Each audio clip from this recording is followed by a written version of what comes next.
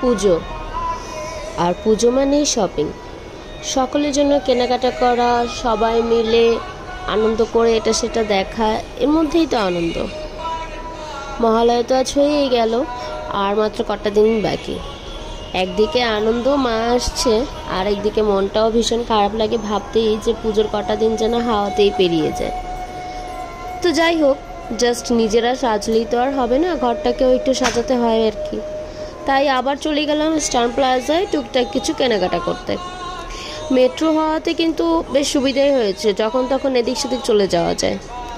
এদিকে বাবা আমার হাতে একটা অ্যালুমিনিয়ামের কড়াই ধরিয়ে দিয়ে বলল, আমার কালো কড়াইয়ে রান্না দেখতে তার নাকি ভীষণ লজ্জা করে। কি একটা অবস্থা! তো যাই হোক, কেনাকাটা শেষে একটু চটপটি না খেলেই তো আর হয় না, তো একটু চটপটি আর হচ্ছে 1 কাপ লেবু চা খেয়ে বেরিয়ে পড়লাম আবার বাড়ির উদ্দেশ্যে।